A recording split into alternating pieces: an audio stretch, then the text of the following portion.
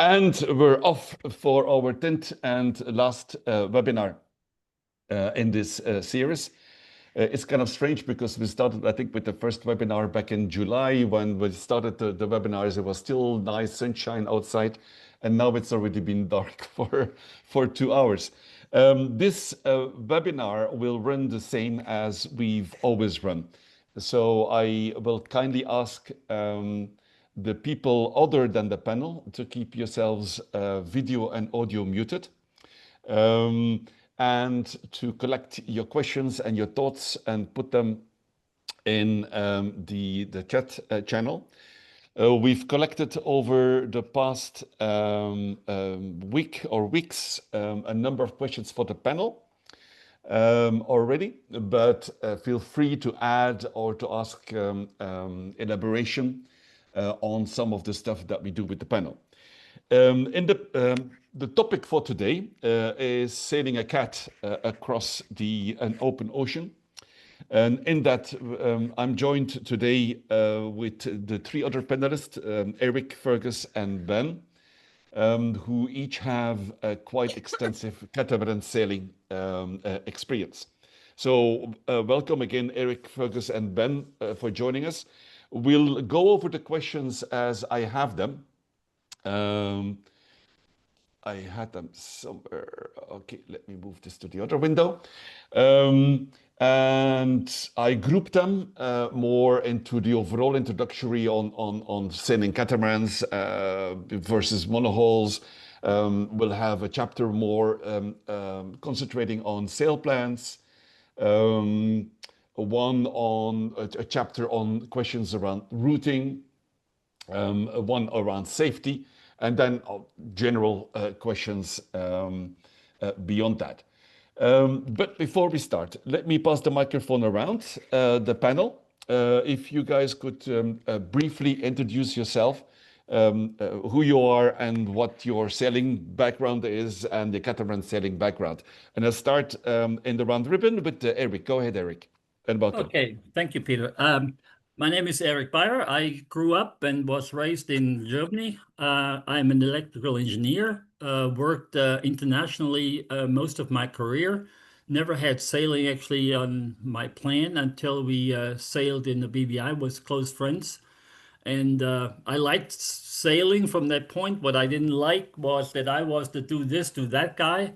So I said, well, I'll learn more about this and did this then sort of from 96 through 2010. Went through the RYI curriculum and we chartered basically every second year at different places. And then I decided to retire early, which we did, and chase a boat that started sort of in 2015. And it took us basically through 2018 to decide what boat we wanted. In the time before, we have sailed actually was the Ark from St. Lucia to Tahiti. And then I sailed multiple times from the East Coast down to the BVI and back, delivered boats, then from the USVI through the Panama Canal. Over that time, actually, it became clear what we wanted. So I first had to convince the boat builder to build the boat we wanted because that was not on the plan. But then in 2018, finally, we had them to the point, and then we ordered our boat in 2018, August, and took delivery in August 2020. And yeah, since then we had sailed, we took delivery in Barcelona and had sailed the Mediterranean the first 4 years. And last year, actually, we said, well, let's cross the Atlantic so that we can sort of have the winter season in the Caribbean, and that's what we did. And so right now our boat is on the Heart in Grenada. We'll go back on Wednesday and resume our cruising probably heading up towards St. Martin and then sort of do the Caribbean circle, maybe a bit in the Bahamas, not decided yet. Yeah, looking forward to it. And the boat is a catamaran, Yeah, your boat? the boat we ordered then was an HH 50, and that was inspired sort of initially. I was looking at the gunboat 55, the one actually that was abandoned. But when I saw that boat, you cannot sail that boat as a couple or alone. Absolutely impossible. So that then brought me to a more manageable boat. And I saw and read a lot about this Hudson Hicks thing with Morelli and Melvin Design. And when we saw the bigger boats first, actually at the Cannes Yachting Festival in La Comotte and also in Annapolis, it became obvious that this was the boat we wanted. And yeah, Yeah, then we very bought good. our first boat. Yeah, exactly. Fergus, over to you. Yeah, grew up sailing monohulls. We bought a catamaran in 2012 and we lived on that boat called Two Drifters. There's a website if anybody's interested, which is twodrifterstravel.com. Lived on it for 8 years, sailed it as far as Australia during COVID, and then came home. And since then, we've been helping others do the same thing and doing deliveries, instructing, that kind of thing.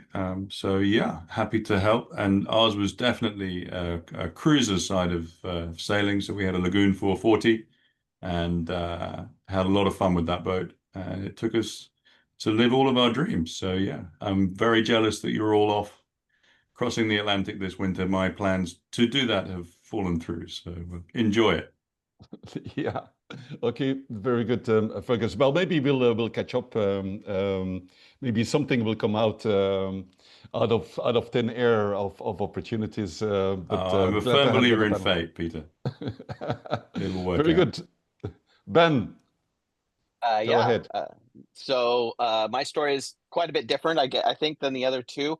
I probably call myself a YouTube sailor because that's how I found out that people actually do this. So we lived in Utah, which is landlocked in the United States, no oceans anywhere. I'd been a scuba instructor for years, so I did a lot of ocean diving, but never on sailboats. Never had sailed in my life, just power boats on lakes. And all of a sudden, a friend introduced me to YouTube channels, and I started watching. And 5 years later, we bought a boat in the Sea of Cortez. So we bought a 2004 Leopard 47. Definitely a cruising boat, not fast by any means, but it's a fantastic boat. And so yeah, since then we have basically done a 3/4 of a circumnavigation. This will be our last ocean, so we're crossing the Atlantic to get back to that side of the world. And then we will have come kind of all the way around. So, and just me and my family have done it. So it's been great. The Super famous cool. last words. This is my last passage. Exactly.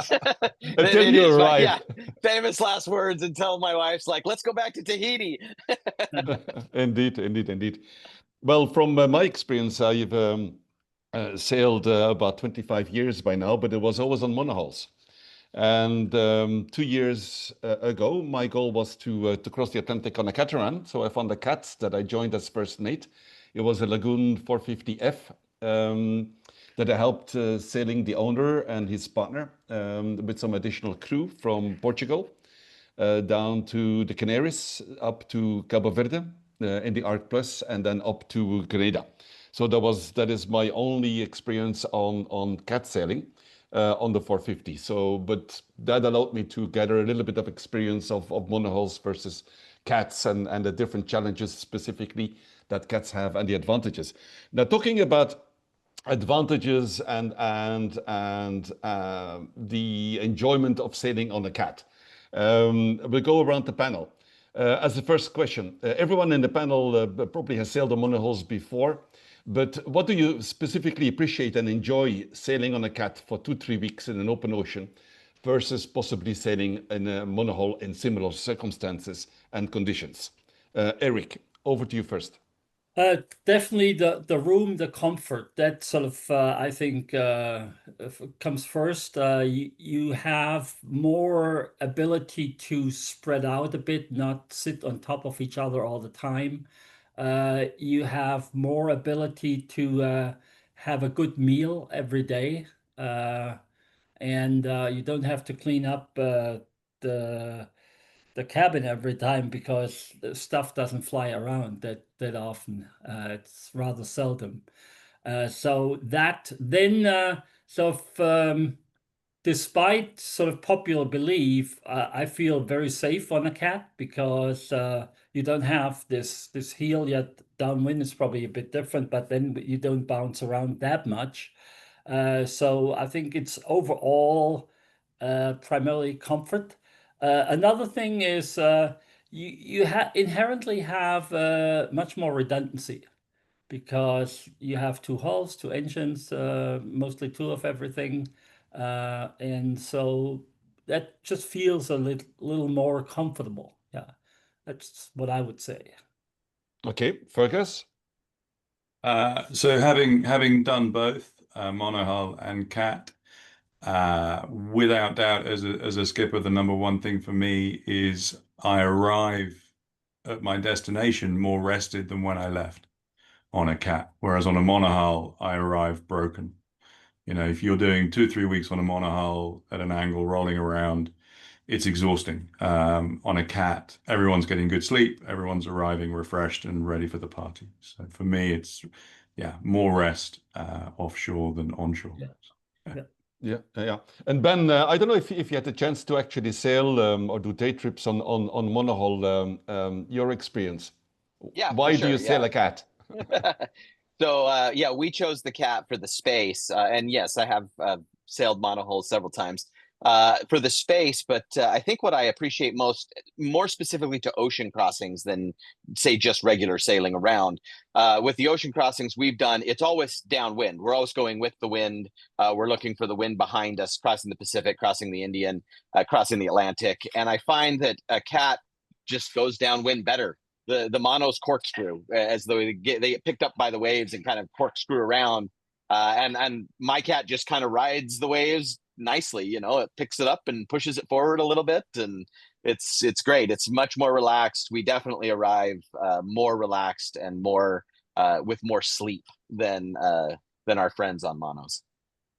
Yeah, indeed. On our lagoon, it was for me quite a revelation, having always sailed on monohulls. But definitely, I remember the passage that we had from the Canaries down to Cabo Verde. We saw all of the monohulls jibing around and probably doing a third or half more miles than we did. And we went just straight downwind. And I remember we had a vase on the saloon table, and that vase was still there by the time that we arrived in Grenada, and that would, of course, never have happened on a monohull for sure. There were a couple of challenges, and we'll come to that a little bit later.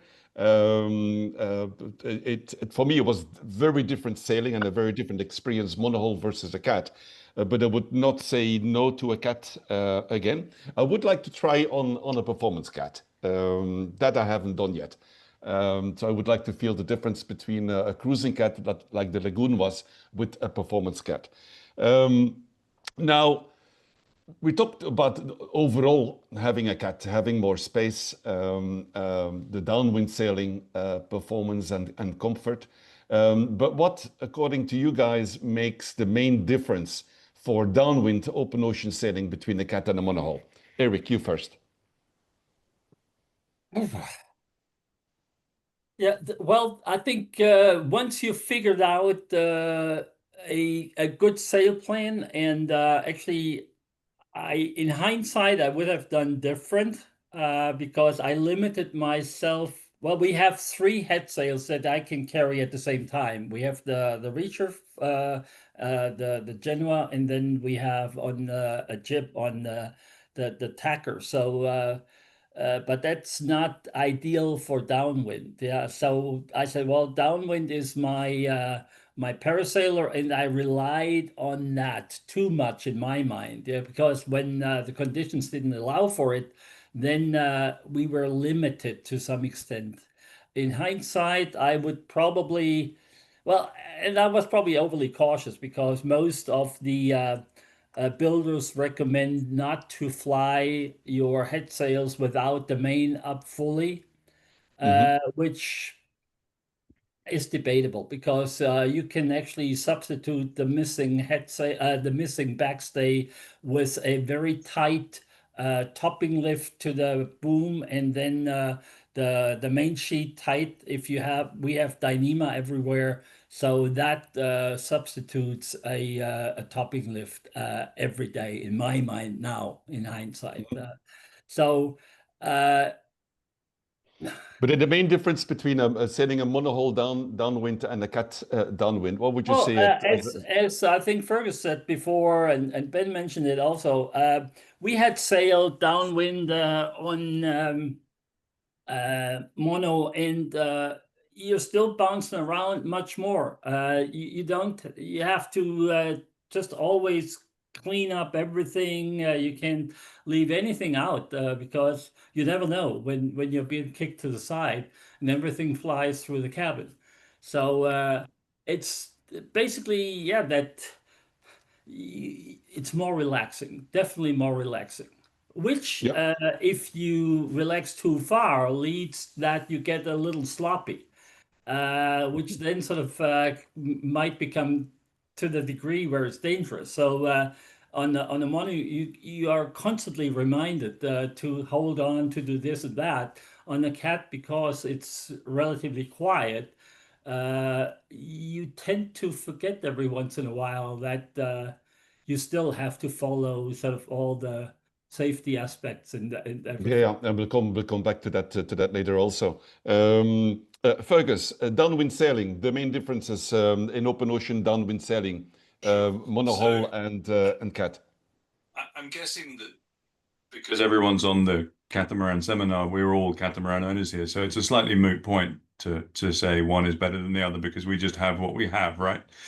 But I think the most important thing, and it's something that Eric touched on, is cats you can become quite complacent on them. So they are very easy to sail downwind. They sail downwind beautifully. You're not having to do deep jives. You can run much deeper angles if you've got the right sail setup. So you can become quite lazy and quite complacent. And the difficulty with a cat is that they don't communicate with you in the same way that a monohull does. So if anybody who's got a catamaran is new to it and has done monohull sailing for a long time, you're going to find that with a monohull, you're told by the boat when the boat's not happy. On a cat, you don't get the same feedback. So we found ourselves at one point coming off waves doing 19, 20, 21 knots coming down waves in the Atlantic. And the boat felt absolutely fine, but we had too much sail up. And the difficulty then is if you're in that position where you've got too much sail up, how the hell do you get it down? So everybody's probably heard it before, but on a cat, we reef by numbers and we reef early. And I would say with a transatlantic crossing, particularly as you get further across the Atlantic, do have the reefs in, do plan for night times, do be wary of the squalls and things, which I know we'll get onto. But yeah, don't become complacent. It can just feel so easy and so wonderful downwind that we get lazy and then we get caught out. And that's when things break. That would be my big takeaway from the difference. Yeah. Very good, Fergus. Ben. Yeah, I would agree with everything they said. I think one of the biggest differences for me is just steering. My cat downwind, my autopilot has never not been able to keep up. And we have many friends on monos doing the exact same route right next to us who are hand steering because their autopilot just can't. The boat's just twisting so much in the big waves that they have to put their hands on the wheel, and we don't. And so I would agree with the other two. Staying vigilant and watching is very important. I agree. You don't feel the boat like you do on a mono. The mono will tell you when it's in trouble, and you've got to watch the wind. I probably watch my wind instrument 100 to 1 over a mono sailor. Like I am just looking at that wind instrument all the time. Even when I'm off shift, I have an iPad up with my wind instrument so that I can see, angle of wind, speed of wind, all of it. You just have to be very cognizant of your instruments. It's definitely, if I had an analogy like airplanes, we fly by instruments, right? We don't fly by sight. And I feel like the monos are out there, flying around by sight, and we're just looking at instruments, deciding what to do. So Yeah. Indeed, Ben, and I can concur with that. The feedback you get from a cat, certainly in open ocean and downwind sailing, is very different from a monohull. As Fergus said, on a monohull the boat tells you, and after a little while you start to get really in sync with the boat. You feel what the boat wants, and when she's not happy. And I have to say, with the cat, it was the first time I did a transatlantic where I never got really in sync with the cat. I compare to cat to the feline. I don't particularly like cats, the feline, the animals, and there's never a bond between me and cats. But it seemed also to propagate into boats. I could never get somewhere a feeling of being in unison with the cat while sailing. So indeed, flying by numbers became a big thing for us also. I totally agree with that. Now, if we move on towards sail plans, I would like to know from you guys what sail plan that you have on the boat, and typically what sail plan do you use in an open ocean crossing, let's say downwind. We're all east-west or potential east-west transatlantic sailors. So your overall package, and then specifically sailing downwind, from that sail inventory, what configuration do you particularly use the most? Eric. Okay, I think the response to that is it depends. But first, to our sail inventory, we have a big main, and we have 3 head sails that we can fly, or that we have rigged at any point in time. A reacher on a furler, a Genoa, or it's just so they call it Solent, on a furler, and then an inner. A jib on a furler that's self-tacking. Besides that, we have a storm sail that we luckily never had to pull out. And then sort of for good weather, the parasailer. In normal conditions, sort of so easy peasy is Genoa with the barber hauler out in first reef. That's when our boat feels sort of best balanced. Reacher goes with full main, and then sort of inner can be first or second reef. But that's when the boat feels really happy. The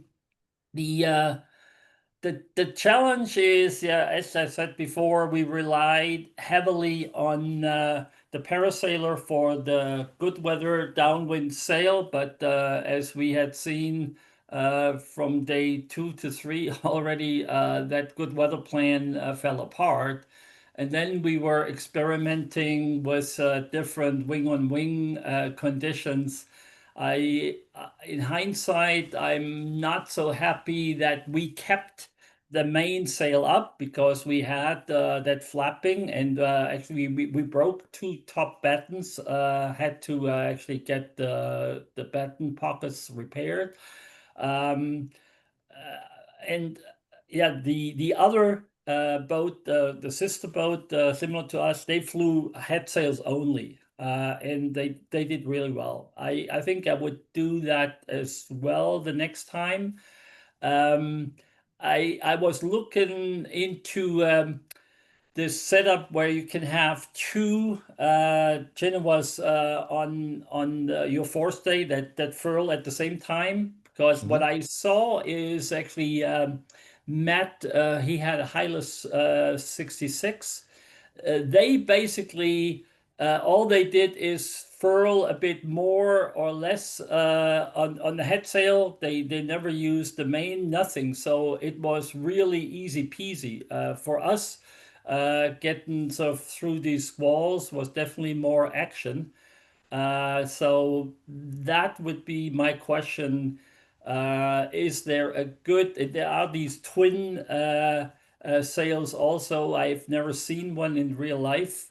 But I think the key is for downwind, something that you can furl away, because taking it down is always a challenge, because you get caught that you waited a bit too long. Yeah. Mhm. And Yeah. yeah. Okay, good advice. Fergus. Yeah, similar sail setups over the years to Eric, I would say. The only sail that never really made it out of our locker was we had a full symmetric spinnaker on our boat, and we never had enough crew really to fly it properly and do it justice. So it stayed in the locker and never really got used. But twin headsails, so twin Genoas on the double groove worked fantastically well for us without the main up.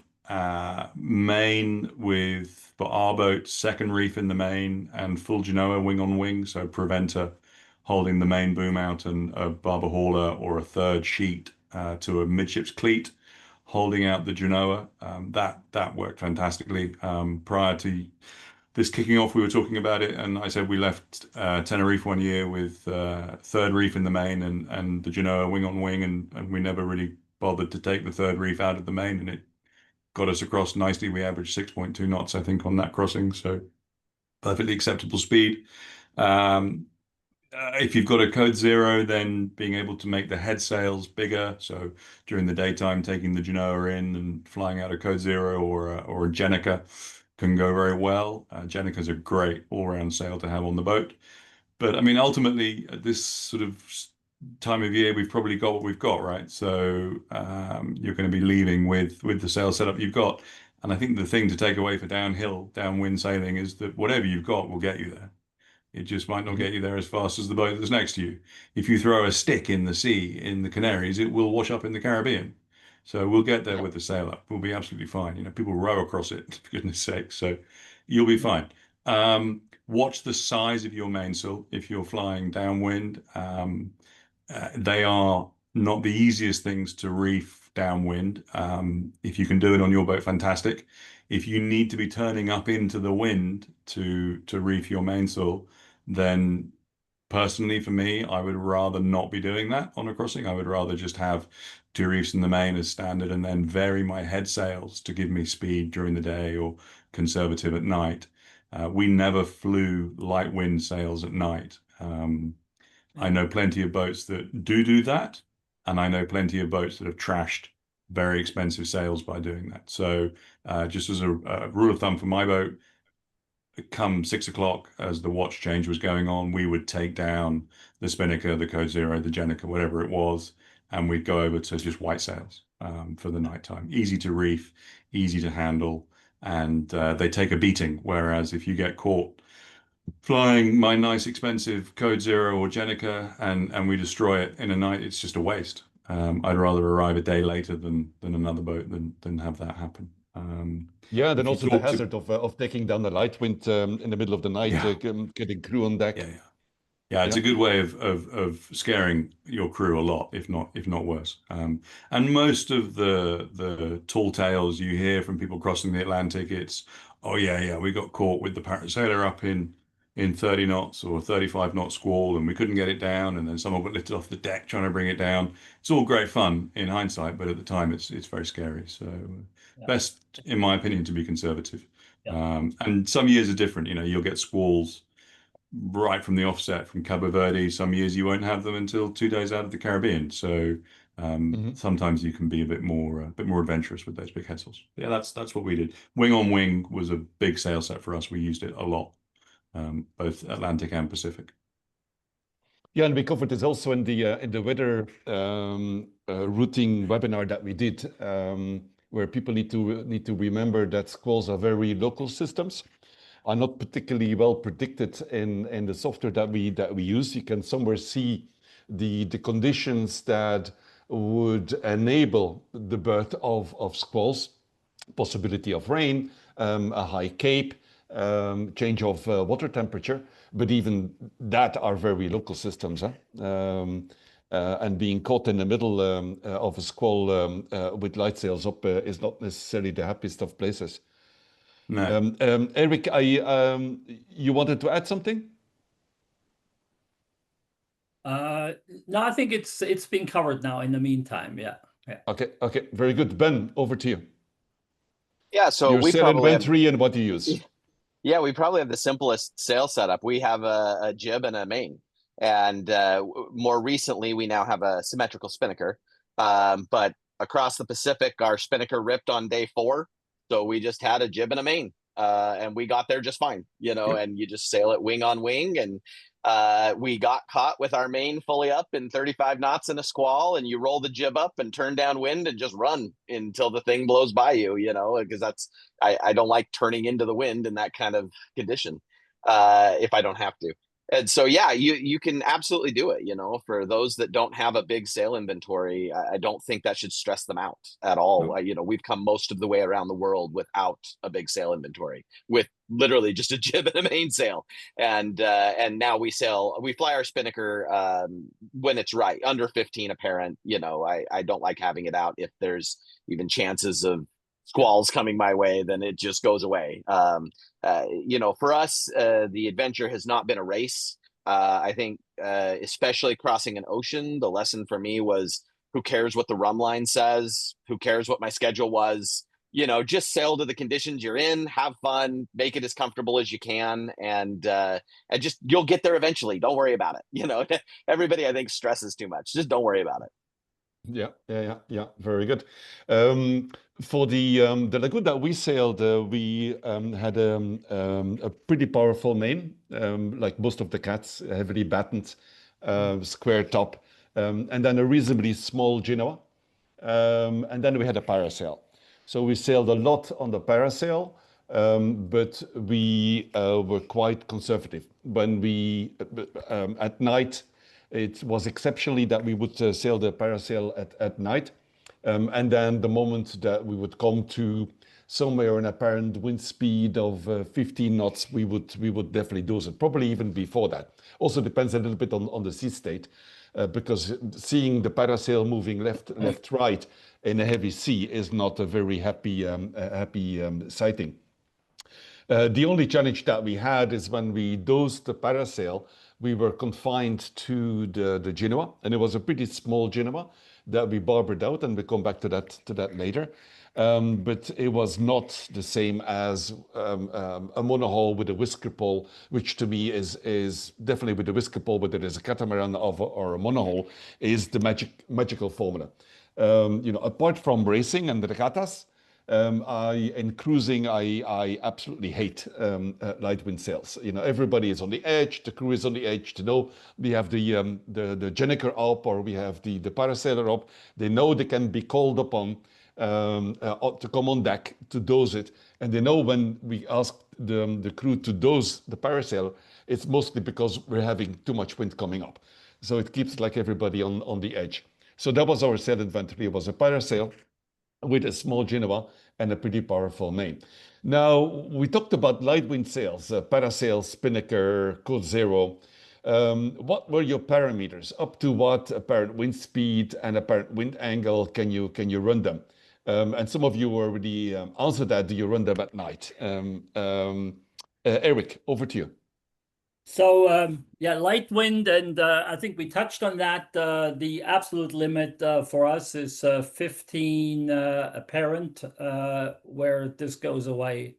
I've had sort of seen it fly between 140 to 180 to either side. That's sort of the angle that it covers quite well. The nice thing on the parasailer is, even if it sort of collapses a bit, it will recover and it will be fine. So that is okay.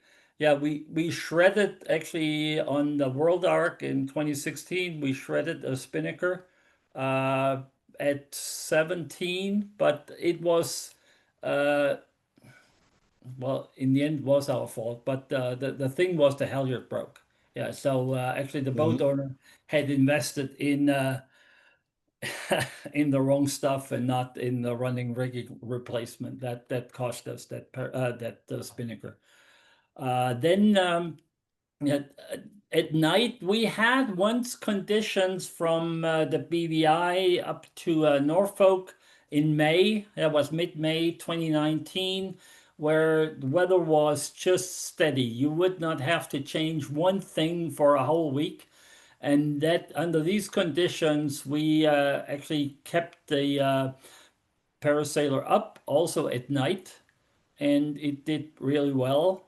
But on the same boat, then with the owner on board, when we went from the US Virgin Islands to Panama, he got a little over tacky, and I said, well, let's take it down at night. He kept it up, and I heard noise, and by the time I was up, the thing was shredded. Yeah, so not a good thing to keep it up. I think the rule to say, well, at dawn, you take it down and you sail through the night was much more ease, because yeah, that factor, that the stress you put on the crew to be always on alert, that is actually more than you anticipate. I once made a mistake. I sort of blew the horn to alarm the crew, and that caused trauma for the next couple of days. So I would never do this again, ever. Yeah. Yeah, yeah, yeah. Very good. Fergus, your wind parameters for light wind sails? 16 knots apparent comes down. Yeah. So, and it was inevitably, my wife would look at me and say, "Are you thinking about reefing?" And I'd say yes, and she'd say, "Then reef. It's too late. Reef it." So we would just take them down. We weren't interested in arriving first or racing.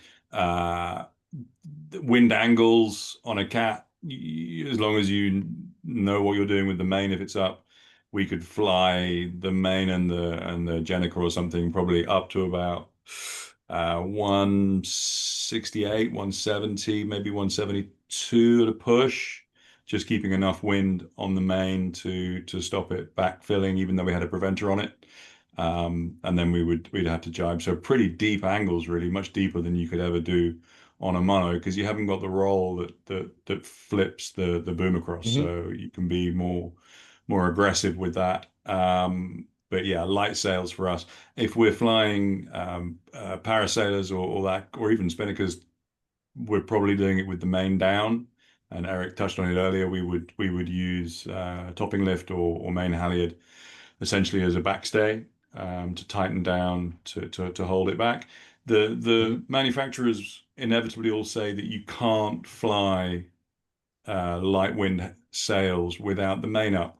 And I never quite understand that, because if you have the main up, you're putting more pressure on the mast anyway, because the main is out to one side, and it's the mainsail is pushing on the mast, and then the spinnaker's pulling on the mast. So I see you putting more pressure on it with a main up, unless I don't understand physics. So we would quite often run the topping lift tight, no main, or use a halyard if we were really worried, as a backstay.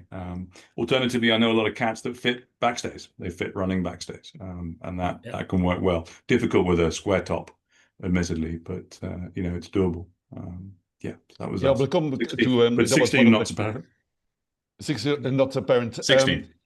16. We have some of the questions of main or not main, specifically, and the tricks of the trade. And I know that this is a hot topic that you mentioned, Fergus. We'll come back to that later, but already good to bring it up now.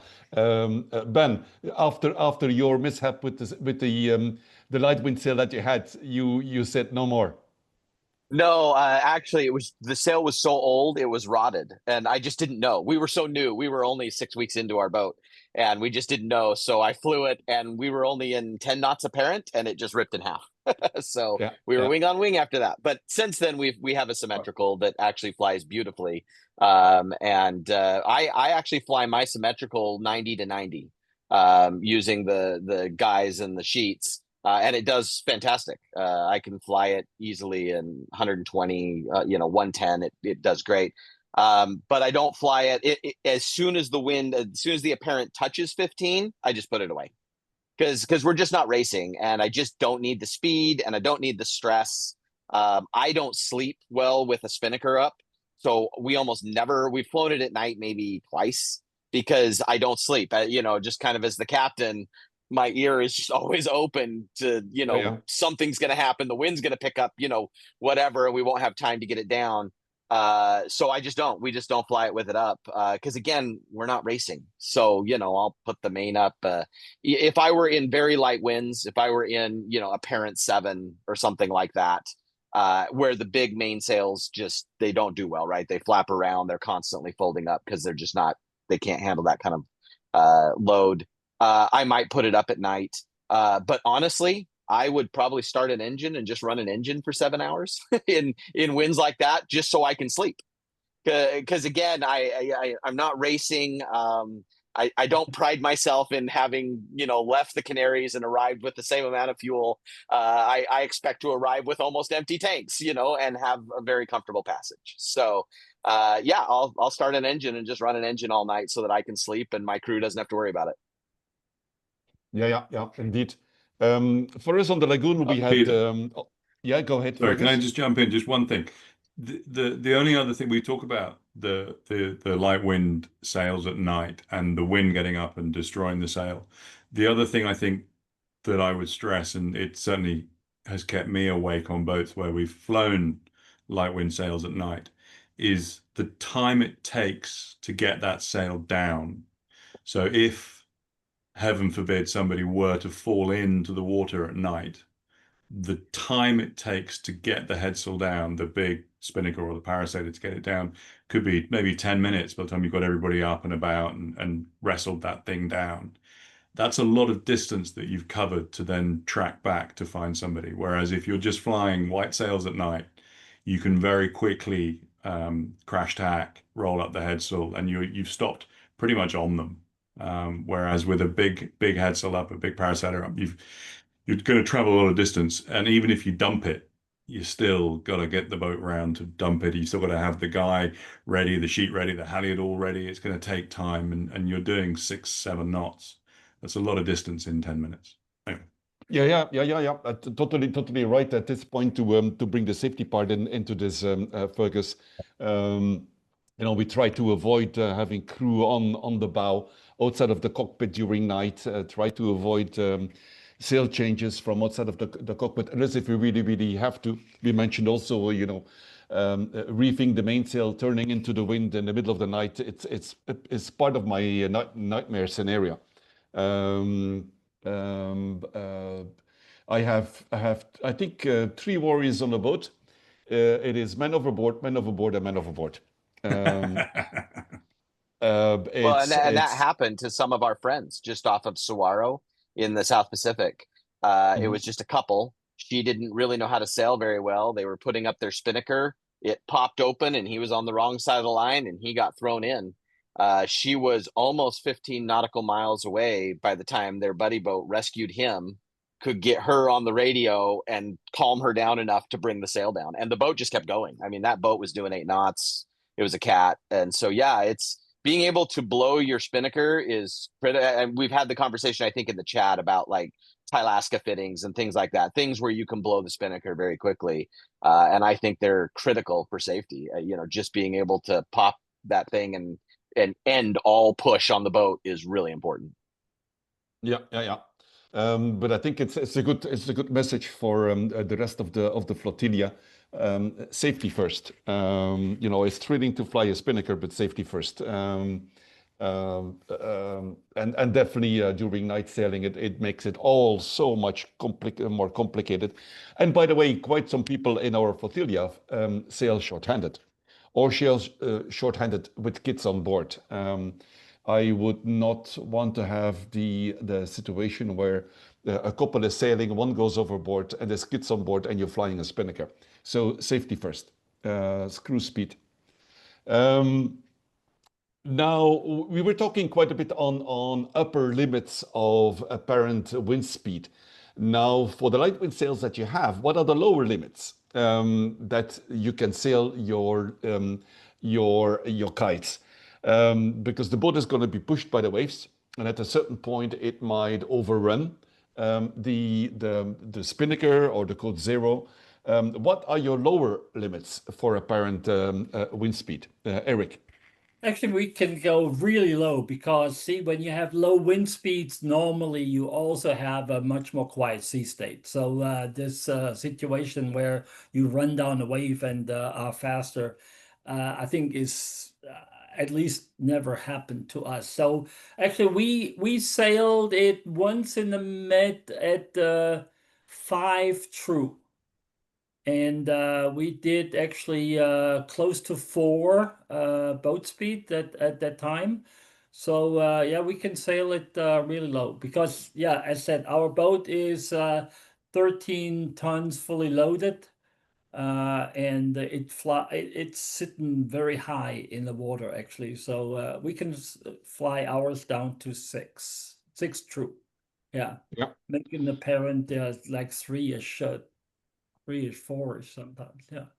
Yeah. Any tips when you have actually still you're coming out of a good run and the sea is still pretty agitated, and the wind is dropping? Any tips to be able to fly the kite still with reasonably agitated seas?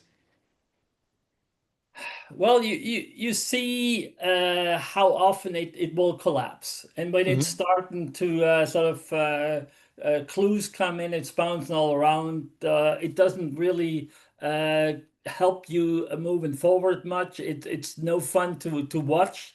So that's a pretty strong indication that this thing is of no use at this stage, and you take it away then. Yeah. Yeah. Very good. Focus. I'm the The lower wrong person limits. to ask because if our boat's doing less than 4 knots boat speed, we turn an engine on. So it's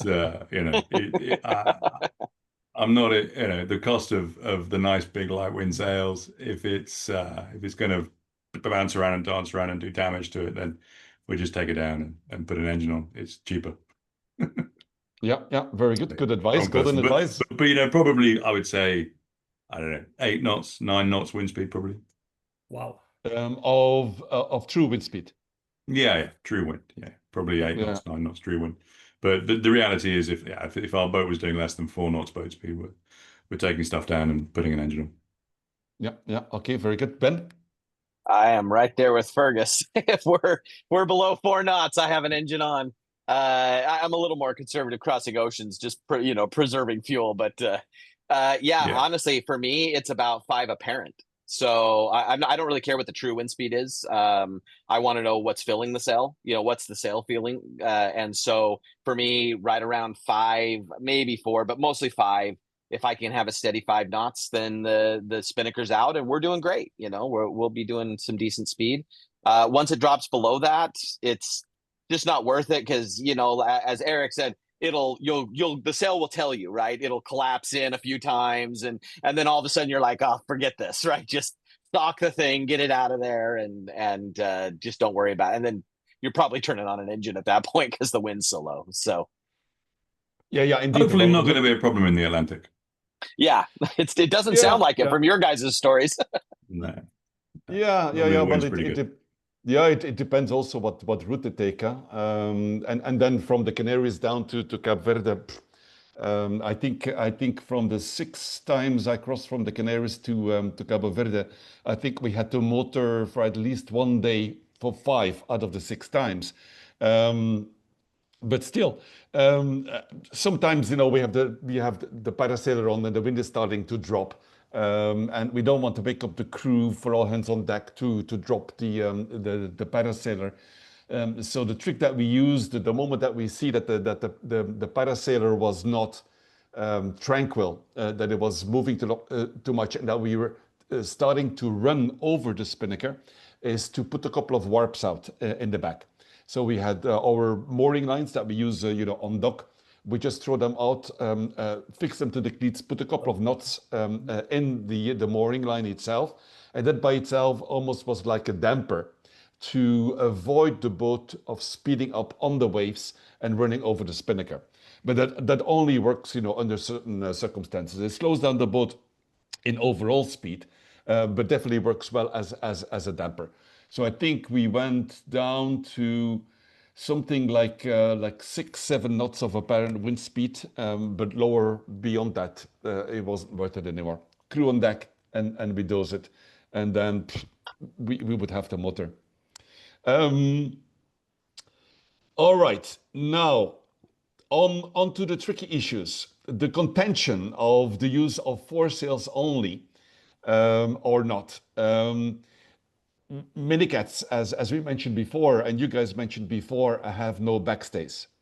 For instance, Lagoon explicitly advises against using a Genoa or a Gennaker without a mainsail. So how do you guys rig a Code Zero and a Genoa or other lightning sails without mainsail? Tips and tricks, and some of you already have given the solution, but we go back again because I think it's really important, because we go into the issue of, do you want to really use your mainsail or not, as the next question. Eric. Yeah, I asked actually for the reason why they recommend totally against it. So the answer to that made me even more confused, because they say above the shrouds, you have about 1 to 2 meters of unsupported mast. And it's this section of the head sail, because especially the bigger head sails are attached to the very top. And then you have this unsupported section. I've never seen a mast break in that direction. So that didn't make a ton of sense to me. And then when I asked, well, because our topping lift is actually Dyneema SK99, if I pull this tight, this is definitely as good or better support than what the mainsail would be. And I said, well, the response, well, but you shouldn't do it. So it was not the conclusive rational answer. I think it's a bit a cover your rear end answer from the boat builders than sort of a physically supported statement. So that to that point. Geez, now I lost the second part of the question. Can you give me one hint, Peter? Well, it was basically, can you run your foresails only without the mainsail? Yeah. That's the main Okay. one. So, And what are the tips and tricks where you compensate not having backstays? Yeah. Okay. Yeah. So as said, nowadays actually I run the head sail only setup. The big sails like Reacher, Parasailer, up to like 10 apparent without hesitation. That's I think, and then if we go beyond that, I have no scruples sort of using the Genoa, which is attached right at the same point where our shrouds are attached to the mast. So I think with that, and on top of that, then the topping lift and main sheet tight, I have no doubt sort of doing that beyond, I would say, around 15 to even 17. Yeah, would do that. Yeah. And tips and tricks to compensate of not having a backstay? Well, that is the main the thing is topping lift tight, and then main sheet tight and centered. Yeah. Yeah. Very good. Fergus. Same. Yeah. So and had the same conversation with Lagoon about why they insist on a mainsail and a full main at that, with a full Genoa. And when we got into it, they couldn't really give me an answer that made any sense at all. But that's fine. So we, to be honest, would be wing and wing with the main and the Genoa quite happily, probably second reef in the main.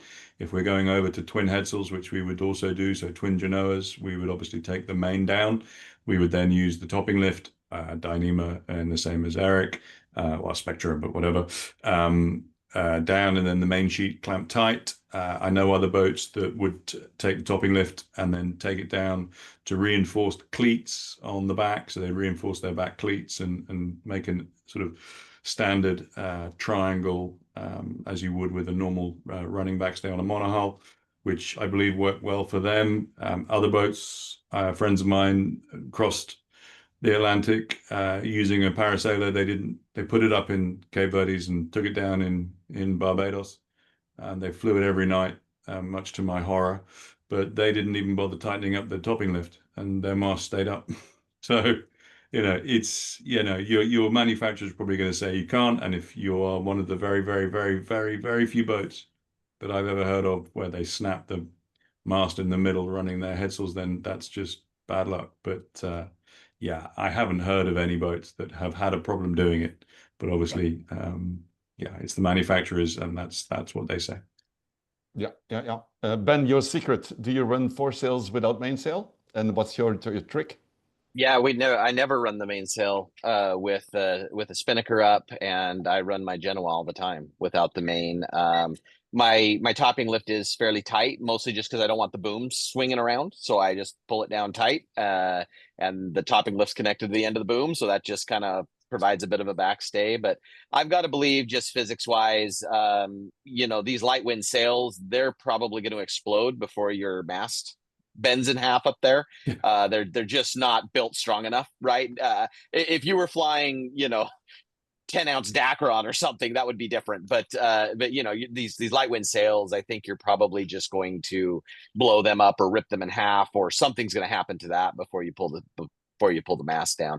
Plus, I'm just really conservative, right? As soon as the wind hits 15, it's coming down anyway. So I'm not flying it in racing conditions. We're just not trying to go that fast. Yeah, indeed. It was the same discussion that we had on our boat when we sailed the Cat across the ocean, because the skipper was an airline pilot, so he went by the book, and he said the book says you cannot run foresails without the mainsail. But we had a long discussion, and actually during the passage, I put something up on the catamaran sailing forum to ask people's experience specifically for the lagoon that we were sailing, and everybody said, we sailed across the oceans multiple times with head sails only, without the main, and it makes engineering-wise and logic-wise no sense why a topping lift with a tight main sheet would be less than just having a mainsail on, especially because we're sailing downwind.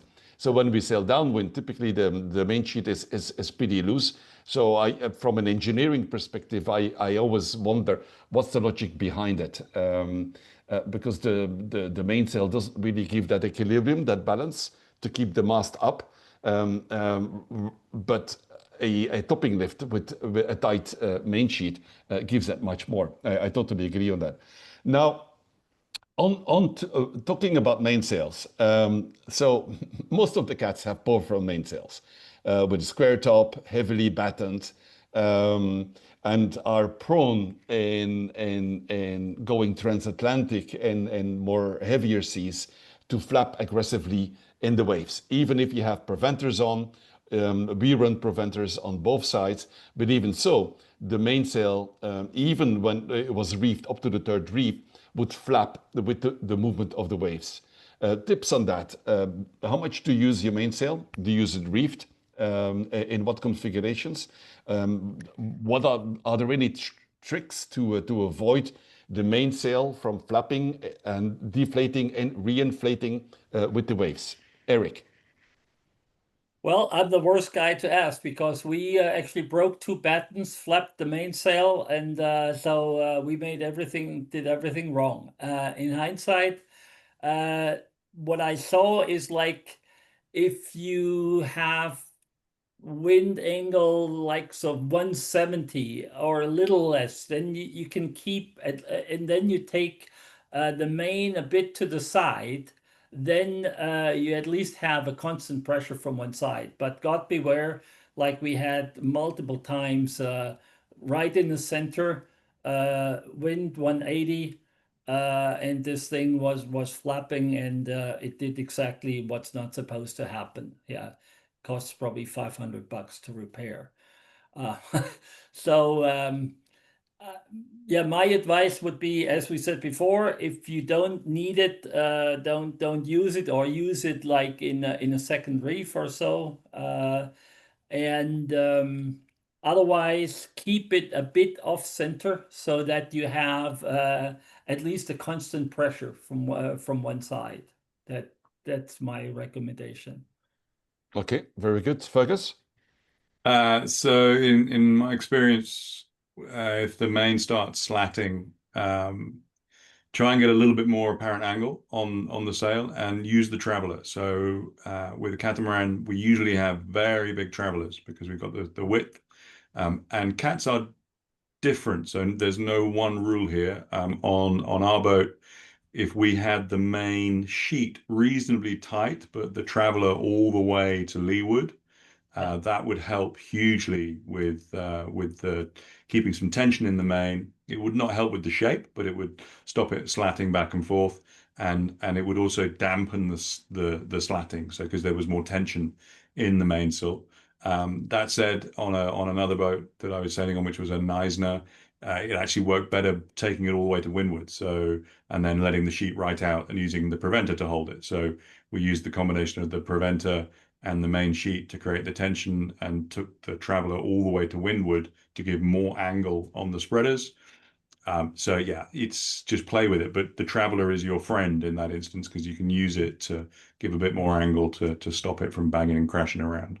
Or, as Eric said, don't use the mainsail if the conditions are such that it's going to slam around. But yeah, square tops are worse for it. If you've got a triangle top, it's not going to be as bad, but square tops can be bad for slatting. Yeah, very good. Ben? Yeah, very similar. Honestly, when our main starts really banging around, that usually tells me it's time to put it away. It usually means there's not enough wind to keep it full. But when we run wing on wing, I always bias the main because I would much rather have the Genoa fold over than the main.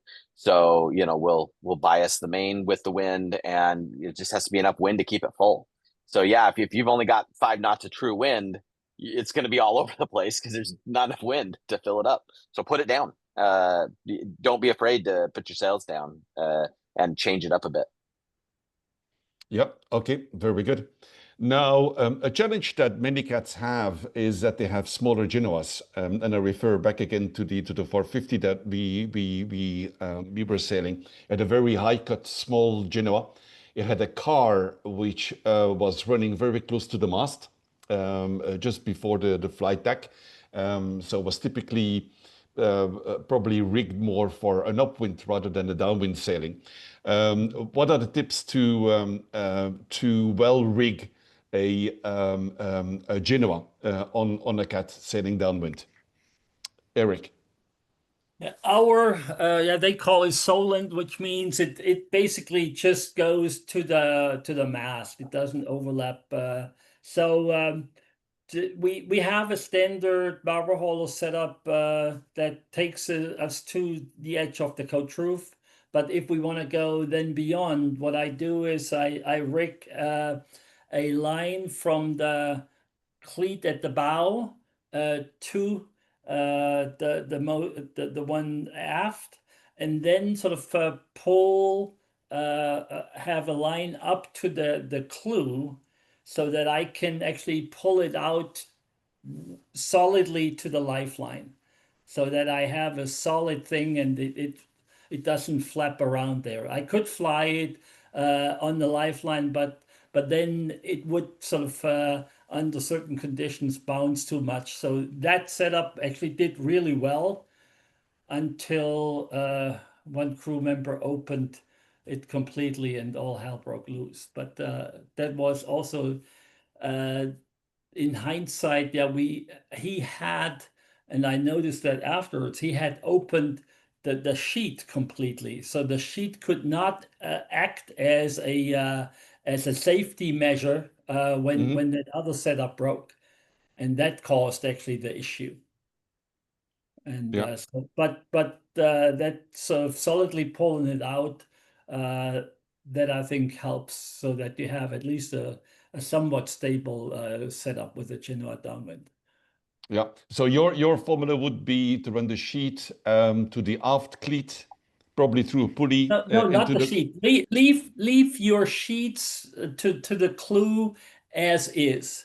Take an additional line from the cleat at the bow to the cleat at the aft, or a block there, and then put it on. We have the winches aft, so then have a block from that line up to the clue. And now you can tension actually and sort of keep that that clue under control. And if you Yeah. want, you can even then sort of have a line that you could move that block a bit fore and aft for sail shape. We played with all that, and it actually worked after a while pretty well. Yeah, yeah, very good.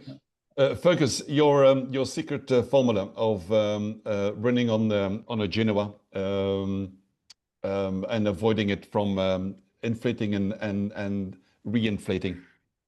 Yeah, yep, sure. So we had a pretty simple setup. We had a block on a webbing strap, and we would loop that through the cleat midships, take a third sheet. So we just have a third sheet attached to the clew on the Genoa, which would run through that block and then back to the Jenica block, essentially, or the spinnaker block at the back of the boat, and then come onto the winch that we would use for the spinnaker. So we would just route it that way, and we could tension it out, adjust it for sail shape using the sheet, the primary sheet, as it were.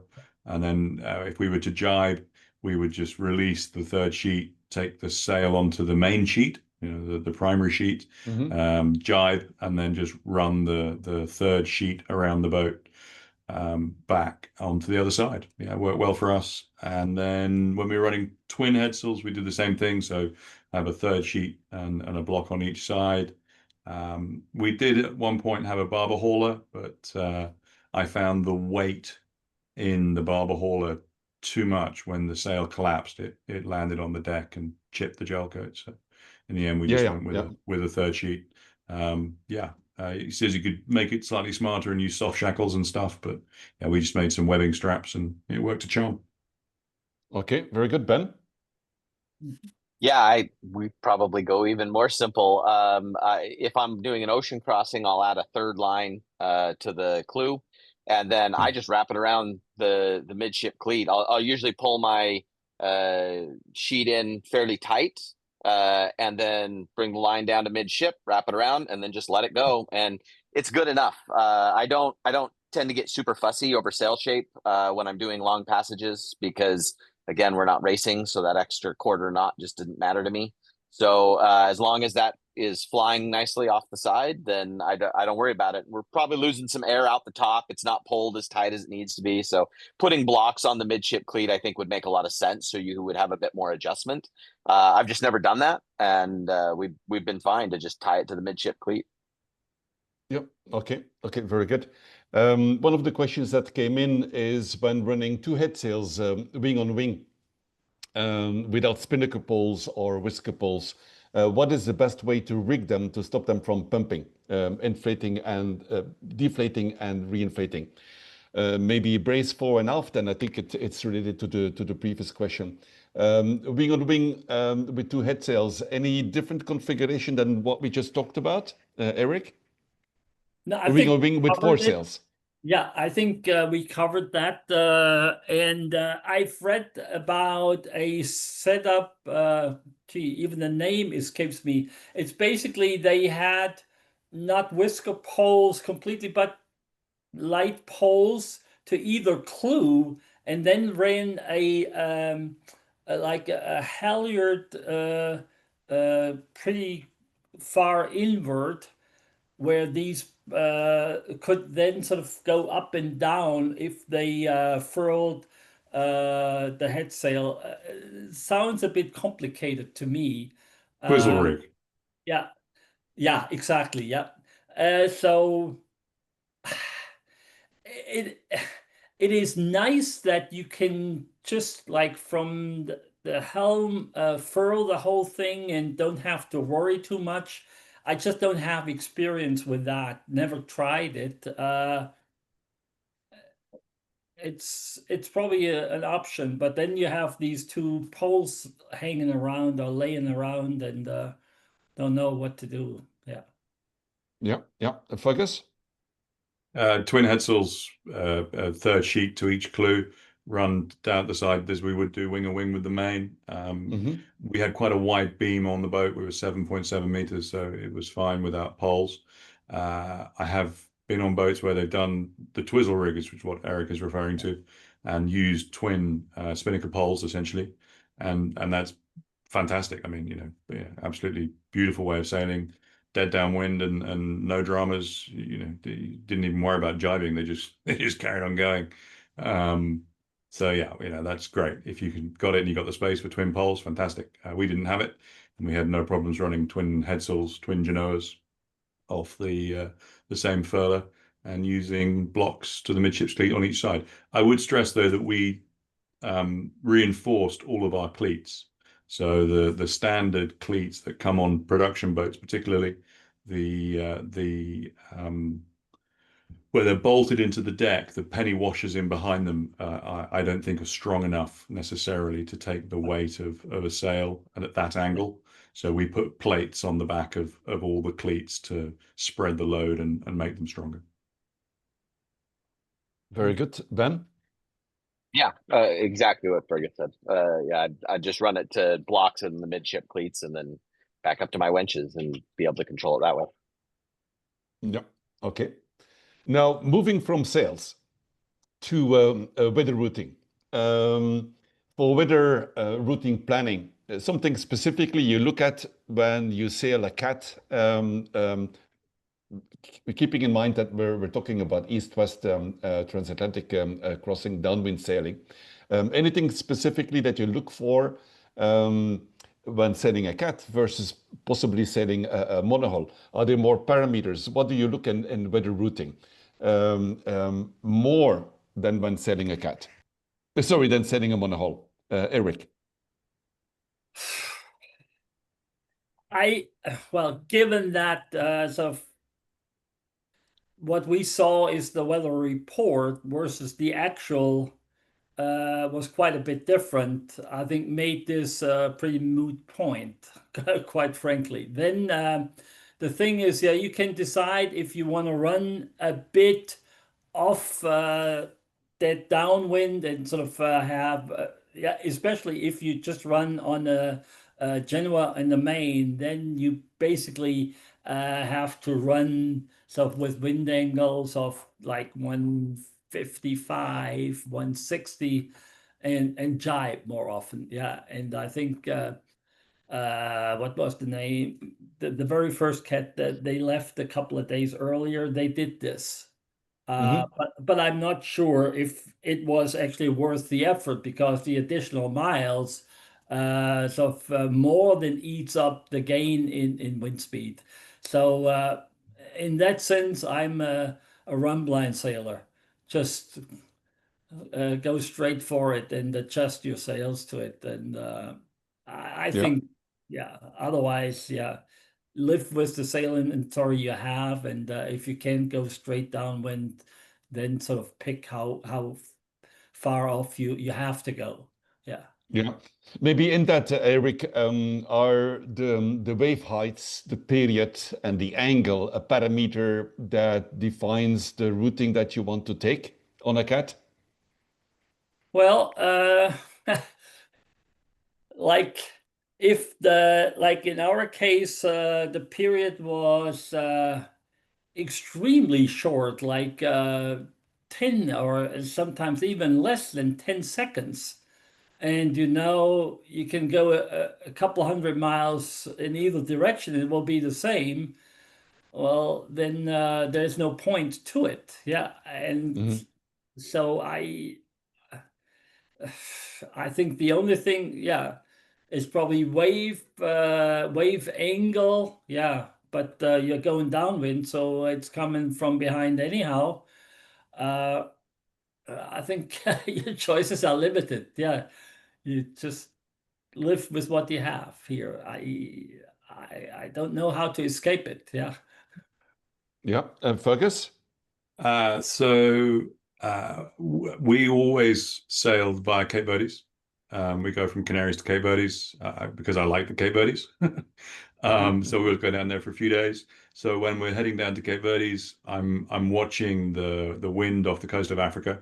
So the trade winds can get very reinforced if you go too close to Africa from the heat generated or the land mass slowing the wind over land and all those sorts of fun things. So sometimes we'll go further offshore and then route back into Cape Verdes to avoid the much stronger winds off Africa. So watch out for that. And then once we get into Cape Verdes, I've never had an arrival in Cape Verdes that's less than 30 knots. It always is very windy there, so that's fine. Just be prepared for that. I would always urge anybody going there for the first time not to make a landfall in the Cape Verdes at night. Finding the marina in Mindelo is difficult, and there's a lot of anchored boats. There's some rocks. There's a new pier that they've recently built, which may or may not be lit. Hopefully is lit this year. Wasn't lit last year, I don't think. So just be mindful of all of that. And then when I'm heading across from the Cape Verdes to Grenada, to Caribbean, we tend to always go to Grenada because, again, we like it as a landfall. And so that far south, I'm paying more attention to where the convergence zone is. So I'm really interested in where the intertropical convergence zone is in relation to where I am. And I'm looking ahead of me on the daily weather that I'm downloading through Gribs to see where that is. And if it's coming up, I'm going to head north because I'd rather it not come and clip me because that's when the squalls and the stronger winds tend to happen. It doesn't ever work out that way, but it just gives me something to do. But inevitably on an Atlantic crossing, you get what you get. You can get a weather forecast for 3 or 4 days out. Great, leave on a nice window. But beyond that, it is what it is. But if you can steer clear of the convergence zone, then that'll give you strong, more winds and less shitty weather, which is nice. Crew don't like rain. Yeah. And when you sail a cat across, do you try to route for the comfortable routes in terms of wave angles, wave periods? Yeah, we don't want the wave on the beam. Yeah. It just gets uncomfortable and rolly, so and potentially dangerous. So no, we're trying to keep it downwind, but in an traditional Atlantic crossing, you're going to have the wind up. It's going to be up the chuff. It's going to be dead behind pretty much most of the time. So it's different to the Pacific and the Indian Ocean in that respect. It's much more dead behind. So you're more worried about running too deep downwind, if anything, and trying to run some angles. But it's all good. You'll be fine. Yeah, very good. Ben? Yeah, whenever I do an ocean crossing, I'm looking for those first 3 to 5 days because that's about all you can count on. And I just try to leave in that. I try to look at the bigger picture to see what the big highs are doing out there in the oceans. But I don't know that it tells you that much. And I try to keep the waves really between like 140 and 140. If I can keep a waves between, behind me, then the cats just sail beautifully. That's the one huge advantage I think of cats is when those waves are behind you, they just track so well. Yeah, indeed. For us on the lagoon, the parameter of the waves or the variable of waves is much more important, I found, than sailing on monohulls. On monohulls, particularly, I don't care. Okay, the boat is going to move a little bit more when the wind is coming. Sorry, when the waves come from my beam. But on the cat, it was very noisy. Seems to put a lot of pressure on the structure and just made the skipper very uncomfortable. It slaps the windward hull, slaps in the horizontal platform, slaps in the leeward hull. So we try to avoid the waves coming too much broadside. But then again, it's as all of you say, you sail transatlantic, it is what it is. So you have to deal with it. Eventually you can change your course a little bit to make it more comfortable. But definitely one variable that I found on the cat versus a monohull is the slapping and the pressure on the hull of the waves. Deck go slap ahead. is a way of life. Slap is a way of life. No, it isn't. We have a clearance of 90 centimeters, even a bit more. I can go with actually right under the boat, and so we haven't experienced that slapping. Yeah, most of the boats reported that, but if you look how high or how close they are to the waterline, that's no wonder. Yeah, and that's one thing. The other is that when you have your waves from way behind, you get pooped on. Yeah. Quite, there's a high likelihood that you have a full sea through the. We've never had that because on top of being so high out of the water, we put in the washboards, and so you're absolutely dry up there in the cockpit. And yeah, if you look like on that lagoon, it almost touches the water line. So yeah, Yeah. no wonder does it splash that much. Yeah, and the freeboard is also very high. Huh? I think it was what, 2 meters vertical. So the waves slap onto a 2 meters vertical wall, slap onto a horizontal platform, which is very low, and then slaps on the leeward hull. That was quite an experience in that. Yeah. I've just always said the boats are obviously built to take the slap, so I don't worry about it. I mean, I assume the builder designed it to take the hit. My boat's probably lower than most. We're maybe only 1.5 feet off the water, our deck, and so we get a ton of deck slap, and it's just a way of life. But like I said, if you can keep the waves behind you, it's a non-issue.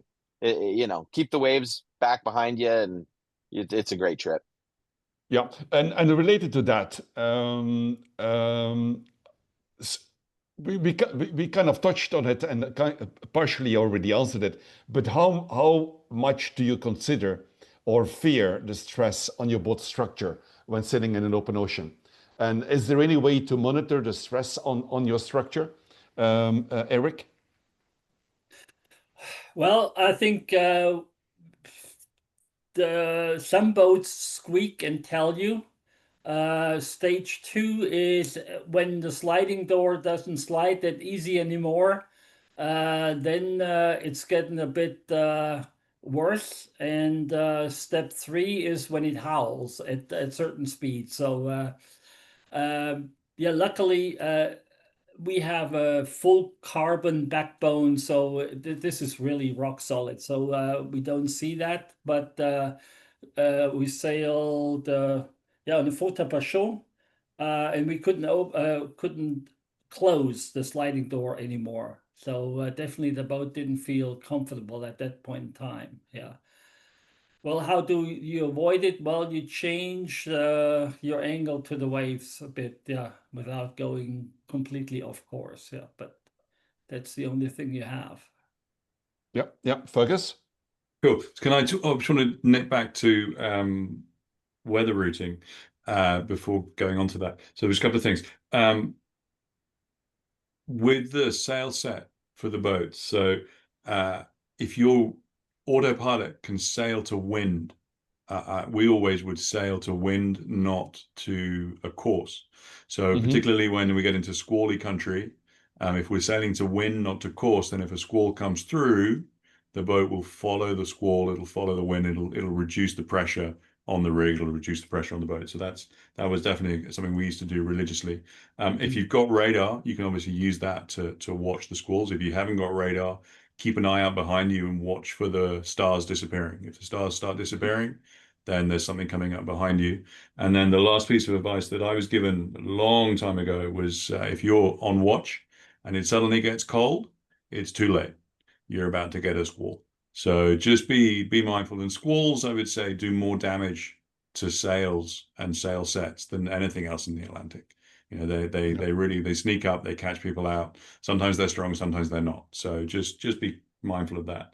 But with wind strengths and managing strong winds, the Atlantic, I think the worst we've seen in the Atlantic was probably in the 40s. And we reefed really early. We knew it was coming. We could see it on the grid files building up behind us. It wasn't a surprise, other than squalls. I mean, squalls happen and you get big increases, but this was sustained winds, trade winds at that sort of speed. So just hard reef, run down wind, make it as comfortable as possible. And then in our lagoon, which was, they were well built, the 440 was a good boat. I think the strongest winds we sailed in was probably touching 60 knots. And on the way up to that wind strength, it was absolutely terrifying. And then the minute it started abating from 60 down to 50, we were getting some sails out. So it feels a lot different on the way down than on the way up. Yeah, it feels a lot different on the way down to the way up. So these boats they're very well built, and the HHs and the Katanas and the Utramas are built better for sure. But a Fountaine Pajot or a Leopard or a Lagoon, they are well built, and they all have their gremlins, and you should know about those gremlins for each individual boat. You should look up on them and find out where the gremlins are and try and deal with those. But they'll get you on a downwind passage very safely, and there are more. I think Lagoon 380s have circumnavigated than any other boat ever built. So if they can do it, we can all do it. You'll be fine. We will be fine. Ben, monitoring stress on the boat. Go ahead. Monitoring stress. Okay. I was trying to remember your stress, the boat stress. Well, I don't know how I monitor my stress, but I take it out on the crew, is what my wife would say. But stress on the boat, listen to your boat. You should hopefully you've sailed your boat more than a day or two before you set out across the Atlantic. So just listen to it. I can definitely tell. I can hear the boat start to creak a little bit, or And the other thing I've found is just sail within your numbers. Don't push it. I'm a super conservative sailor. I think my numbers from Leopard say I take my first reef in the Genoa at 20. We are in the main at 20. We take our first reef at 15. I just sail super conservative, and so I try not to put the boat under those kinds of stresses. Wave stress is super easy because you can just turn, right? Just turn, get the waves behind you. That's an easy stress to abate. Wind stress is a little harder. You got to get reefs in, right? You got to get sail down. You got to get reefs in. But sail to the numbers. And your boat, as Fergus has said, I believe these boats are built well. I think they've every one of these boats, at least one of them circumnavigated, right? So they can do it. They can make it across. Okay, very good. That's a very, very positive message. Now, we're slowly going into the topic of safety. And on safety, probably a tricky area to discuss on is escape hatches. Those darn things, at least for our lagoon, being at the water level or underwater level most of the time. How worried were you, and what were the possible precautions that you take, or possible preparations? What would be the tips that you give to catamaran sailors preparing for an ocean crossing? Eric. Yeah, having sailed on, the Flotilla Pajot is the same. It's probably 2 inches above waterline. That, quite frankly, is the one thing that makes me nervous like hell. Definitely inspect those hatches, make sure that really everything is in top condition there. I would actually, as a matter of precaution, take the best tape I can find and have a foil actually patched on the outside. So as a first line of defense, that's what I would recommend. That because if you lay sort of in the cabin and you see the water line sort of half a hatch high, it's just not normal. Yeah, and so that's freaking me out. So in our case, we have them very high up, like almost 80 centimeters above. So that's not a concern. And I know one of my sailing friends, he actually had his escape hatches glassed over in New Zealand. Because he said, well, the risk of drowning through water ingress there is higher than flipping over. So it's his choice. And I said, well, your insurance and blah, blah, blah, all that. So I would not recommend to that, but definitely sort of a second barrier on the outside, and first line of defense, make absolutely sure that these hatches are in the best condition that you can make sure they are. Okay, very good. Fergus? Okay, so I don't see how, no disrespect to Eric, I'm not sure how a tape would work. I think it would just, the water would peel it off because there's just constant flow over it, but doesn't matter. The inspecting them, making sure that they are in top quality, 100%. If you choose to glass them in, that's a thing, but it's a big job. The failure point, and there were some recalls, particularly on the Goyet hatches, and Lagoon, and I think Infantin Pajot came up with a kit that you could mount from the outside that would hold the glass in should the silicon fail, or the glue fail. Right. We never bothered fitting that. We didn't like it, so we went for a more belt and braces approach in the end and glassed over. But before that, I went and bought some glass sucker cups. The double-handed, the double sucker cups that you would use to pick up a sheet of glass and carry them. So we had 2 of those, one for each side, and we could stick those to the glass and then pull the glass essentially back in using a rope from the inside of the boat to a fixed point in the cabin. And we did do that in the Pacific. We had one that was leaking quite badly, so we weren't too concerned about it falling out, but I guess that would have been the next step. So we used the sucker cup just to create a little bit of tension to pull it back in. I know other boats have created essentially storm boards, that similar thing you would have for a hatch, or a porthole on a monohull. They've created storm boards that they could put out and then again pull back in using rope to secure them from the to the outside of the hull. There's lots of different solutions, but I think a very easy, quick solution is to go to a hardware store and buy some double sucker cup glass carriers, which gives you the ability to stick them on and then tie them to the inside of the boat. Those things are super strong, but that's my view. Okay. Ben, how much do the escape hatches give you nightmares? On my boat, they don't. We only have one escape hatch, and it's in the deck. It's not in the hull, and so it's up. It doesn't ride in the water, so we're okay. Our friends on actually a 440, they carried storm boards and the sucker cups. Actually, exactly what Fergus said. I do carry storm boards. I think it's good for any boat to have at least one storm board with a rope in the middle of it that fits your biggest hatch, because you can always cut it down if you need to, and just have it on board. And then the other thing is, I don't panic too much about it. I know there are people that panic about 1 or 2 drops of water getting in the boat.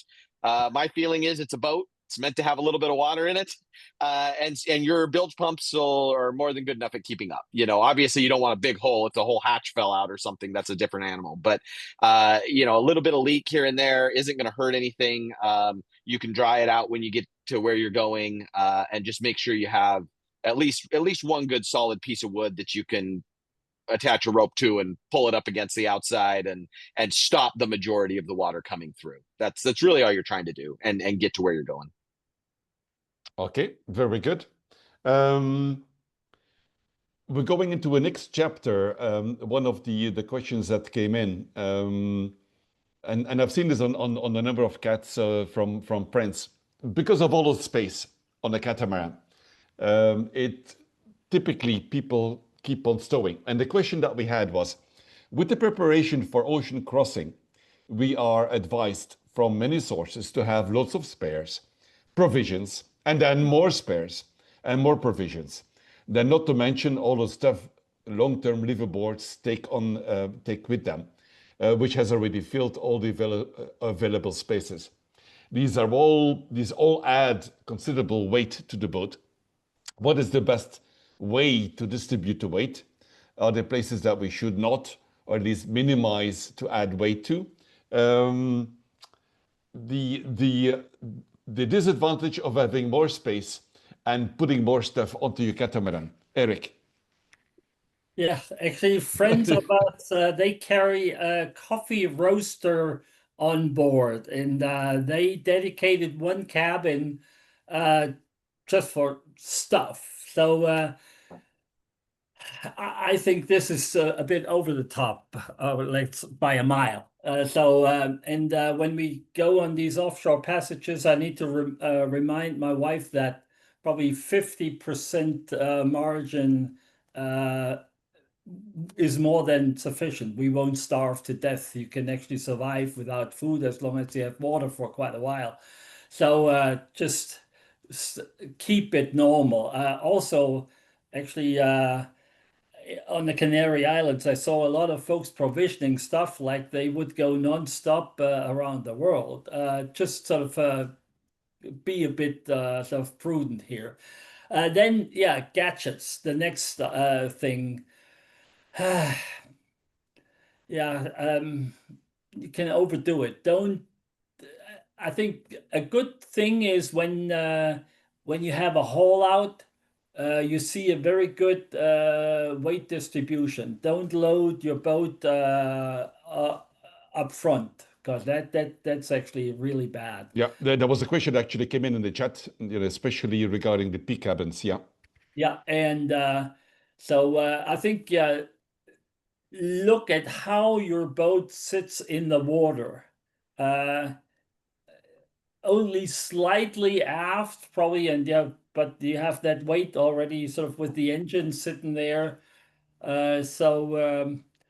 Yeah, my advice, just don't overload the front lockers, because that's definitely bad.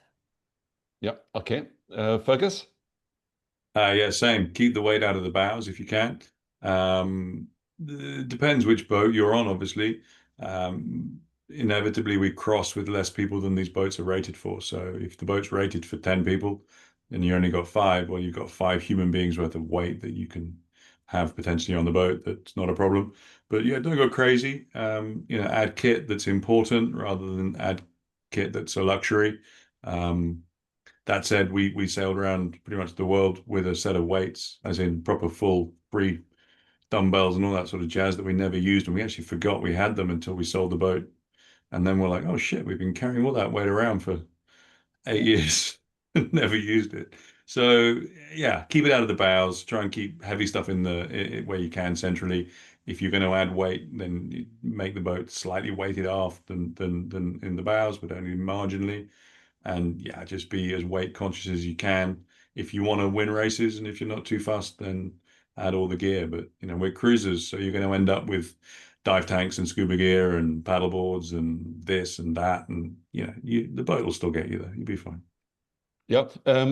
Fergus, there was a question that came in right now in the chat. Can you elaborate why it is bad to have the weight in the front Sure. lockers? Yeah. Okay. Now that's a good question, and it's also to some degree why Lagoon didn't want us flying head sails on their own. So what we like to try and avoid is the bows burying into the waves. So particularly if we're running downwind, down big waves, if you've got a big following sea, the boat's going to start surfing. You're going to start picking up a lot of speed, even in a very overweight fat cat like we had. I think the fastest speed we ever went was like 23 knots, which was quite frankly terrifying. But we came off a wave, we were surfing down it, and the worry is if the bow is too heavy, then you're going to start dipping the bow. And if you run into the wave in front of you, then you're running into the risk, I guess, of pitch poling. I mean, this is a big, heavy cat. It's unlikely to happen, but that was the concern of the manufacturer. And the reason we keep weight out of the bow is we don't want the bow dipping into the waves. So for us, the bow lockers were primarily for light stuff. So blow up paddle boards, fenders, the big head sails, the spinnakers and stuff, which don't weigh very much, but we're not putting weighty kit up in the bow. If you want to save weight, then a good place to look at is potentially how much chain you're carrying, anchor chain, and also potentially the size of the anchor chain that you've got. But that's an expensive thing to change. But just changing from like 13 mil to 12 mil or to 10 mil, sorry, could save a lot of weight if it's stronger tensile than the 13 mil. So that sort of stuff. So yeah, keep the weight out of the bow if you can, please. Okay, very good. Ben, how concerned are you about weight and weight distribution on the boat? I like to say I'm concerned, but if you saw my boat, you would know that that was a lie. So yeah, I mean, we have a lot of scuba gear, we have a lot of toys. Weight distribution I do pay a lot of attention to. You will, if you just look at the way your boat sits at anchor, it's really obvious. It should sit level, matter of fact, and that will automatically keep the weight out of your bows, because if you think about the way the boat is built, the bows are thinner than the aft usually, right? So your aft can hold more weight than your bows, and if you start seeing it dip in the front, you've got far too much weight up there. I just try to keep mine level, both port to starboard and as level as I can front to back. And I do that with full water tanks, full fuel tanks, and the anchor chain, most of the anchor chain on. That's when you want to look at it, because water makes a big difference. It's a lot of weight. Fuel makes a big difference. It's a lot of weight. Depending on where your tanks are located, that can change the how the boat sits in the water. And so yeah, I really am just trying to keep my water line very level. And I find that when I do have it level, she sails fantastically well. Yep, very good. Now we're going towards the wrap up. If there is one lessons learned or golden tip you would want to give to people on cats preparing to sail across the Atlantic now, what would that be, Eric? Well, let the comfort not deceive you to stay sort of alert all the time, because definitely you feel better, you feel safe, but it doesn't mean that the environment around you isn't as challenging, especially and if something happens, respond quickly, because whenever I read about sort of catastrophes, it was that the crew didn't take decisive action early.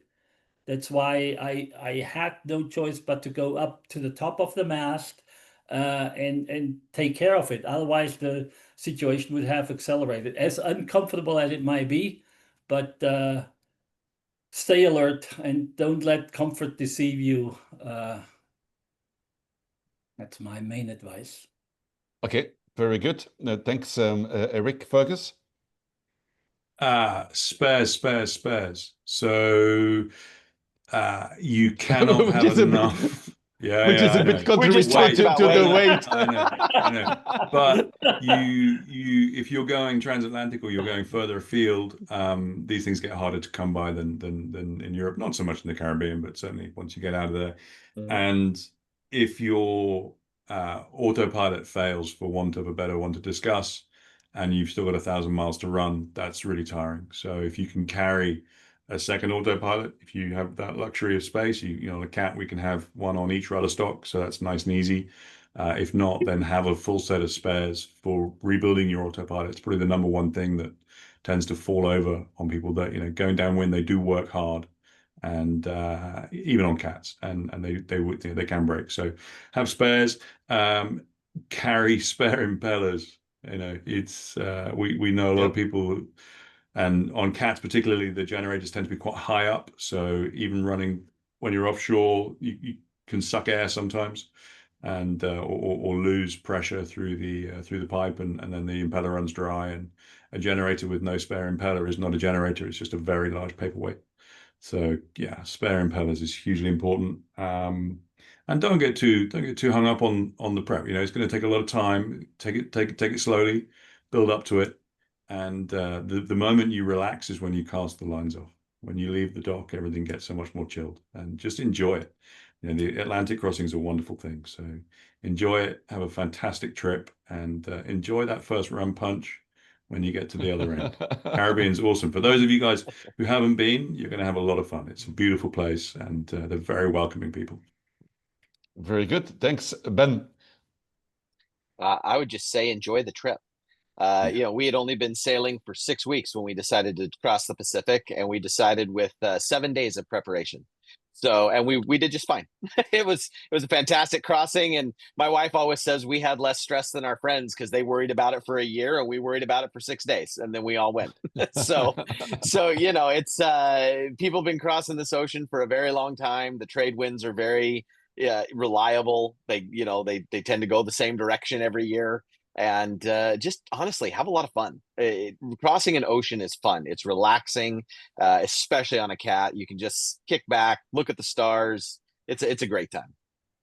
Very good. With that, we conclude our 10th and last webinar before we all start crossing. I thank you again, my dear panel, Eric and Fergus and Ben. It was a joy to have this free flow conversation and discussion with you guys. I love the inspiration that you give to us. I wish you all happy sailing. With this also, the rest of the crew which is here online, thank you for joining us. Thank you for the questions. And hope to see you in the Canaries when I arrive in the Canaries a couple of weeks from now. Thank you all and happy sailing. Thank you again, panel. Thank you very much. And also Sammy, who was helping us behind the scenes. Thank you, guys. Thanks, Bon Peter. voyage, everybody. Bye-bye. Right.